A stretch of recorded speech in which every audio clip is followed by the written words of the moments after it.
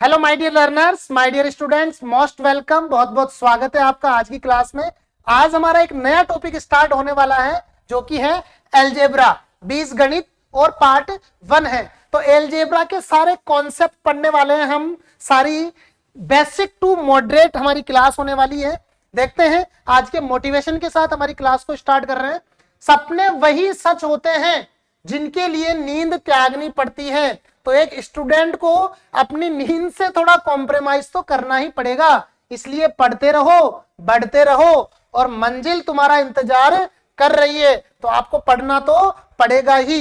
चलिए देखते हैं आज की एलजेब्रा में बेसिक एलजेब्रा सामान्य बीजगणित स्टार्ट कर रहे हैं बिल्कुल स्टार्टिंग से। आज से पहले चाहे आपने एलजेब्रा पढ़ी हो चाहे नहीं पढ़ी हो, कोई दिक्कत नहीं है। आज हम बिल्कुल basic to moderate and advanced for all students, सभी टाइप के स्टूडेंट्स, चाहे वो स्कूल गोइंग हो चाहे कंपटीशन एग्जाम की तैयारी कर रहे हो, सभी के लिए एलजेब्रा के बेसिक कॉन्सेप्ट वाली क्लास आप लोगों के लिए बहुत ही फ्रूटफुल होने वाली है।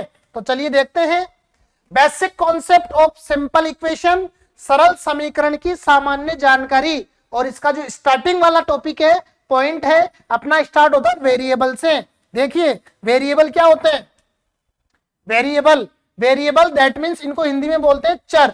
ये इनकी वैल्यू कभी भी फिक्स नहीं होती है।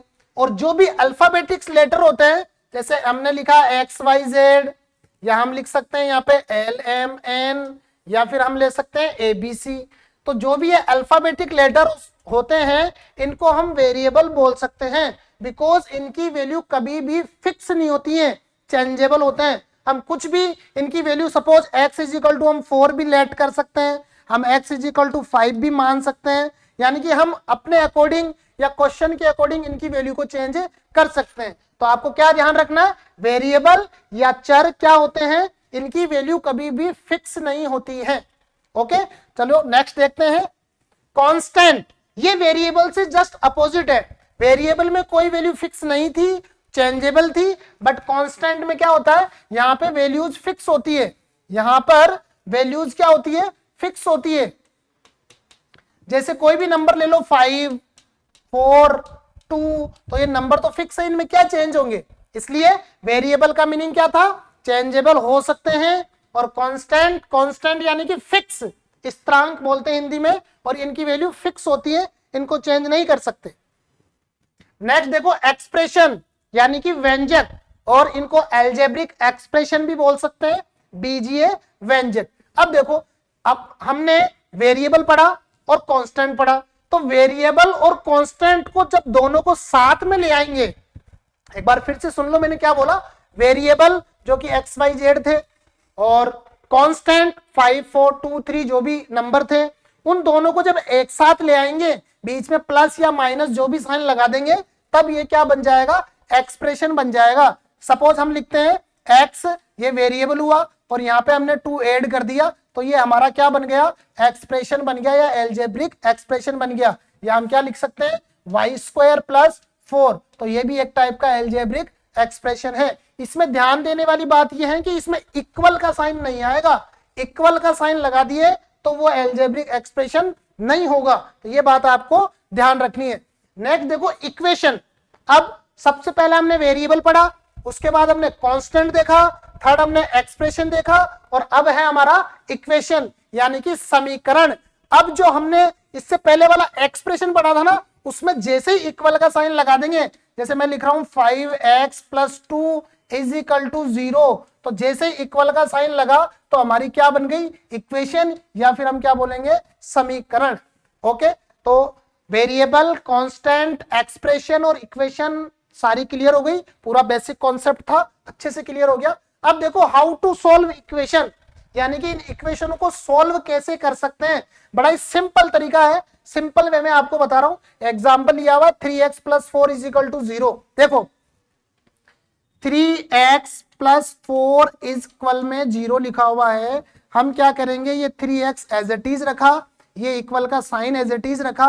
अब ये जो वैल्यू थी ना +4, ये +4 वाली वैल्यू जब भी देखो इक्वल के साइन के, यहाँ इक्वल का साइन लगा हुआ है और ये वाली वैल्यू ट्रांसफर होके उधर जा रही है, यानी कि इधर से उठ के उधर जा रही है तो इनके साइन चेंज हो जाते हैं। ये वैल्यू प्लस में थी तो उधर जाके किस में हो जाएगी, -4 में। यानी कि हमारी इक्वेशन क्या बन गई, देखो मैं अच्छे से लिख देता हूं इसको।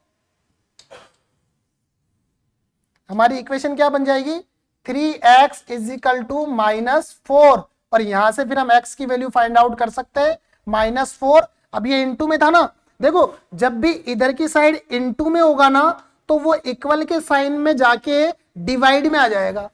जब भी इधर की साइड कोई वैल्यू प्लस में होगी तो वो इक्वल के साइन के उधर जाके माइनस में आ जाएगी।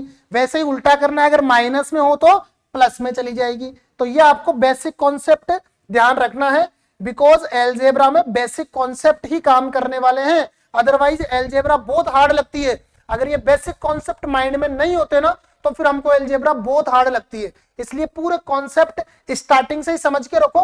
तो हाउ टू सॉल्व इक्वेशन, यानी कि समीकरण को किस टाइप से हम हल करेंगे, सॉल्व करेंगे।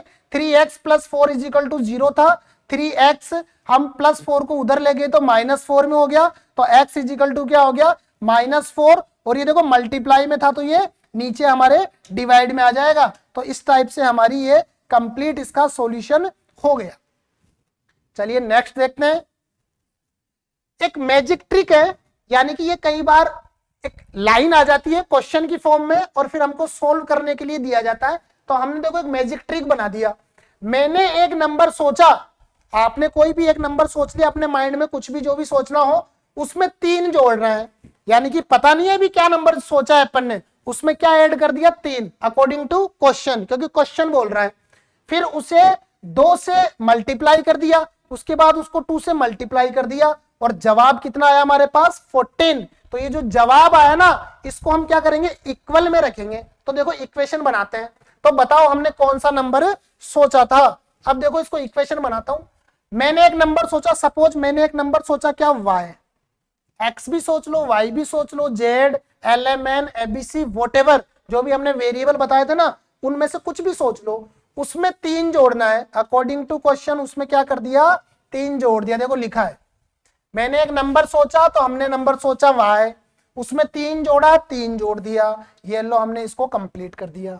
नेक्स्ट क्या बोल रहा है, फिर 2 से मल्टीप्लाई करना है। तो ये लो जी हम इसको 2 से क्या कर देंगे, मल्टीप्लाई कर देंगे और जवाब में कितना आ रहा है हमारे पास, 14 आ रहा है। अब इसको हमें सॉल्व करना है ओनली। देखिए 2 से मल्टीप्लाई करना है तो मल्टीप्लाई करने का तरीका देखो कैसे करते हैं। 2 को मल्टीप्लाई करेंगे पहले y से तो क्या बनने वाला है, 2y। फिर 2 को मल्टीप्लाई करेंगे 3 से तो प्लस का साइन तो एज इट इज रहेगा और 3 2 जा 6 हो गया और ये हमारा 14 एज इट इज रहेगा। ठीक है, यहां तक आपको समझ में आ रहा है। देखो मल्टीप्लाई करना एक बार फिर से बता दूं, ये मल्टीप्लाई 2 से है ना, 2 से मल्टीप्लाई किया है तो इन दोनों को करेंगे, या ऐसे नहीं कि एक बार ही कर दिया। 2 उठ के जाएगा y के पास तो 2 × y 2y, फिर 2 3 से होगा तो 2 × 6 3, और यहाँ पे प्लस है तो प्लस, अगर माइनस होता तो हम क्या लगाते हैं, माइनस, और इक्वल में 14 एज इट इज है। अब देखो इसको किस टाइप से सोल्व करेंगे, 2y = 14 और ये देखो +6 उधर जाके क्या हो गया, -6। तो हमारे पास क्या आने वाला है अब, 2y = 14 - 6 कितना होता है, 8, और y की वैल्यू क्या हो जाएगी, 8, और ये मल्टीप्लाई में था ना 2 तो इधर जाके डिवाइड में हो गया। तो y की वैल्यू कितनी आ गई हमारे पास, y की वैल्यू आ गई 2 4 जा 8। तो यहाँ पे हमारा आंसर क्या हुआ, 4, यानी कि हमने वो नंबर क्या सोचा था, 4 सोचा था। तो इस टाइप से आप क्वेश्चन को सोल्व कर सकते हैं। ठीक है, चलिए नेक्स्ट क्वेश्चन देखते हैं, या नेक्स्ट कॉन्सेप्ट क्या है। हाँ, इस मैजिकल ट्रिक पर और किस टाइप के क्वेश्चन बन सकते हैं। देखो सबसे इंपॉर्टेंट है, कॉम्पिटिटिव एग्जाम में भी और स्कूल गोइंग स्टूडेंट्स के लिए भी इस टाइप के क्वेश्चन आते हैं। तो एज रिलेटेड क्वेश्चन होते हैं, मतलब आयु से संबंधित क्वेश्चन भी हम इसी अलजेब्रा में सोल्व करेंगे। जब क्वेश्चन की प्रैक्टिस करेंगे तब और अच्छे से एक्सप्लेन कर दूंगा। स्पीड, टाइम, डिस्टेंस, इससे रिलेटेड क्वेश्चन भी हम इसी टाइप से सोल्व कर सकते हैं। और सबसे मजेदार, पॉकेट मनी से रिलेटेड क्वेश्चन, पॉकेट मनी यानी कि हमको जो पॉकेट मनी मिलती है ना उससे रिलेटेड क्वेश्चन भी इससे सोल्व कर सकते हैं। कि हम सपोज करते हैं ना हमको इतने रुपए मिलते और हम इतने का इतना इतना लाते, या हमको 100 रुपए मिले हैं घर से और हमने कितना कितना सामान ले आया, कितना क्या खर्च कर दिया और हमारे पास कितना बचा, उस टाइप से रिलेटेड क्वेश्चन भी हम इस मैजिक ट्रिक से कर सकते हैं। चलिए नेक्स्ट देखते हैं, टर्म। अब देखो ये मतलब हमने क्या क्या पढ़ा था, वेरिएबल, कांस्टेंट, एक्सप्रेशन, इक्वेशन और नेक्स्ट था हमारा टर्म। तो ये टर्म क्या होती है, या इसको बोलते हैं पद। देखो इसको कैसे समझेंगे हम बिल्कुल इजी वे में। देखो ये हमने क्या लिखा 3x² और यहां लिखा है 4xy। तो टर्म का मतलब क्या होता है, टर्म का मतलब होता है जो भी हमने ये लिख रखा है ना 3x² और 4xy, इनको सबको अलग अलग शो करो, यानी कि यहां से प्लस और माइनस सबको रिमूव करो। तो यहाँ पे टर्म कौन कौन सी है, यहाँ पे एक टर्म है 3x², ये एक टर्म है यानी कि पद है, और दूसरी टर्म क्या होगी यहाँ पे, दूसरी जो टर्म है माइनस का 4xy है। यानी कि टर्म आपको क्लियर हुआ, टर्म किसे बोलते हैं या पद किसे बोलते हैं। कोई भी हमें इक्वेशन देगा इस टाइप की एल्जेब्रिक फॉर्म में, तो हम उसको अलग अलग शो करेंगे, यानी कि ये प्लस माइनस को रिमूव कर देना है और हमारी टर्म हो जाएगी। यानी कि इसमें कितनी टर्म है, एक टर्म ये हुई और एक टर्म ये हुई, दो टर्म है इस क्वेश्चन में। ठीक है, तो टर्म आपको समझ में आया, बिल्कुल इजी है, कुछ नहीं करना, जो भी गिवन होगा उसमें से प्लस माइनस को अलग अलग कर दो, यानी प्लस वाली वैल्यू अलग है, माइनस वाली वैल्यू अलग है, दो टर्म बन गई। नेक्स्ट देखो कोफिशिएंट, ये बहुत ही पावरफुल इसमें क्वेश्चन बनते हैं कोफिशिएंट पे, और अलग अलग लेवल पे क्वेश्चन बनते हैं। स्कूल गोइंग स्टूडेंट के अलग बनते हैं, कॉम्पिटिटिव वालों के अलग बनते हैं। मैं इस पर थोड़ा सा ज्यादा ही चर्चा करने वाला हूं। देखो यहाँ पे अपने पास 5x कोफिशिएंट या गुणांक बोलते हैं। तो 5 तो हमने क्या पढ़ा था, कांस्टेंट, और x क्या पढ़ा था, वेरिएबल। तो कोफिशिएंट क्या बोलता है कि वेरिएबल को हटा दो और बाकी जो बचेगा ना वही क्या होगा, कोफिशिएंट। तो यहाँ पे देखो क्वेश्चन पूछने का या क्वेश्चन की आस्किंग रेट अलग अलग हो सकती है और उसके अकॉर्डिंग ही हमारा आंसर बन सकता है। बट अभी जो गिवन है ना उसके अकॉर्डिंग मैं बता देता हूं। यहाँ पे क्वेश्चन पूछेगा कि x का कोफिशिएंट क्या है, तो x का कोफिशिएंट आपको लिखना होगा 5। अगर यहाँ पूछेगा y² का कोफिशिएंट क्या है, तो आपको लिखना पड़ेगा क्या होगा, 6। और अगर यहाँ पे क्वेश्चन पूछे कि x का कोफिशिएंट क्या होने वाला है, देखो मैं बोल रहा हूं ओनली x, यहां बोल रहा है मैंने ओनली x का कोफिशिएंट क्या होगा, तो जिसका भी बोलता है ना उसको रिमूव कर दो, उसको हटा दो, बाकी एज इट इज लिखना है। तो यहाँ पे x का बोल रहा है तो x को रिमूव कर दो, तो हमारा आंसर क्या होने वाला है, 3y। इस टाइप से हम कोफिशिएंट या गुणांक को इजी वे में फाइंड आउट कर सकते हैं। जब क्वेश्चन की प्रैक्टिस कराऊंगा तो कोफिशिएंट के बहुत सारे क्वेश्चन की प्रैक्टिस करेंगे, जिससे आपके सारे डाउट्स क्लियर हो जाएंगे। अभी के लिए आप इतना समझो कि जिस भी नंबर का, जिस भी वेरिएबल का कोफिशिएंट निकालना हो, कैलकुलेट करना हो, तो उसको हटा दो, बाकी जिसके साथ जो भी नंबर बना हुआ है वो उसका कोफिशिएंट होगा। बाकी एग्जाम में और कॉन्सेप्ट अपन जब प्रैक्टिस करेंगे क्वेश्चंस बहुत सारे, तब और क्लियर होगा। देखिए नेक्स्ट है हमारा टाइप्स ऑफ एल्जेब्रिक एक्सप्रेशन, यानी कि बीजीय व्यंजक कितने टाइप के होते हैं। बीजीय व्यंजक बहुत सारे टाइप के होते हैं होने को तो, लेकिन यह सिंपल वे में मैं बिल्कुल इजी वे में आपको क्लियर कर रहा हूं। देखो फर्स्ट है मोनोमियल। मोनोमियल को बोलते हैं एक पद, यानी कि जिसमें एक ही पद हो, बीच में कोई प्लस माइनस का साइन नहीं होने वाला, ओनली एक पद। देखो एग्जांपल लिखे 5x, तो इसमें एक ही तो पद है, तो इसको इसलिए क्या बोला, मोनोमियल। 2xy ये भी मोनोमियल, -3a² भी ये भी मोनोमियल, और माइनस का 7 ये इकलौता अकेला है, इसलिए ये भी क्या है, मोनोमियल। तो ये आपको डाउट बिल्कुल नहीं होना चाहिए, मोनोमियल्स यानी कि सिंगल फॉर्म है बस, कोई प्लस माइनस नहीं है। नेक्स्ट है बाइनोमियल। अब बाइनोमियल देखो क्या होगा, बाइनोमियल का मतलब दो पद होने चाहिए इसमें, दो, यानी कि बीच में प्लस माइनस की एंट्री करा दो बस, और ज्यादा कुछ ही नहीं है। देखो 2a + 3b 1 और 2 दो गए ना, तो हुए ना बाइनोमियल। 8 - 3x 2 है, हो गए ना द्विपद। x² - 4x/ 2 है ना, तो हम क्या बोलेंगे, बाइनोमियल। तो इस टाइप से मोनोमियल और बाइनोमियल यानी कि एक पद और द्विपद को हम समझ सकते हैं। नेक्स्ट देखो ट्राइनोमियल। ट्राइनोमियल दैट मींस 3, इसमें 3 पद आ जाएंगे, कोई ज्यादा लफड़े वाली बात है ही नहीं। 1 2 3, तो ये हो गया ट्राइनोमियल। 1 2 3 ये भी क्या हो गया ट्राइनोमियल, 1 2 3, तो ये भी क्या हो गया ट्राइनोमियल। सिंपल सा है, एक हो मोनोमियल, दो हो बाइनोमियल और तीन हो ट्राइनोमियल। अब देखो क्वाड्रिनोमियल जिसमें चार हो, इसमें चार टर्म आ जाएगी। देखो x plus y plus z minus 5, x square y square z square 3x y z, तो इसमें 1 2 3 4 था तो ये क्वाड्री हो गया, 1 2 3 4 था तो ये भी चतुर्थ पद यानी क्वाड्रिनोमियल हो गया। नेक्स्ट देखो पॉलिनोमियल। अब वैसे इनको पॉलिनोमियल ही बोलते हैं। देखो जिसमें दो या दो से ज्यादा आ जाए ना तो वो पॉलिनोमियल ही होता है। पॉली मतलब बहुत सारे, ओनली मोनोमियल में एक होगा, बाकी जितने भी है उनको सबको पॉलिनोमियल बोलते हैं। बस वो तो हमने नाम कर दिया कि बाय ट्राई क्वाड ऐसे कर दिया, 2 3 और 4 पद है, बाकी पॉलिनोमियल में सारे आ गए। ठीक है, अब देखो स्पेशल ट्रिक आपको एग्जाम में याद करने की या एग्जाम में सॉल्व करने की किस टाइप से एक ट्रिक बनाई है मैंने। जितने प्लस माइनस के सिंबल या साइन होंगे ना एक्सप्रेशन में, उससे एक ज्यादा टर्म होगी। यानी कि आपको एक एक्सप्रेशन दे देगा एल्जेब्रिक एक्सप्रेशन, उसमें बोलेगा कि इसमें बताओ कितनी टर्म है या ये किस टाइप का पॉलिनोमियल है। तो देखो यहां पे क्वेश्चन देखो, एक्स स्क्वायर प्लस का 2x माइनस 3, तो इसमें कितने साइन है, एक प्लस का एक माइनस का, कितने साइन हुए, दो साइन हुए ना। हमने कॉन्सेप्ट में क्या लिख रखा है, जितने सिंबल होंगे उससे एक ज्यादा, यानी कि यहाँ 2 साइन है तो ये किस टाइप की टर्म होने वाली है, 3 टर्म वाला एक्सप्रेशन होने वाला है।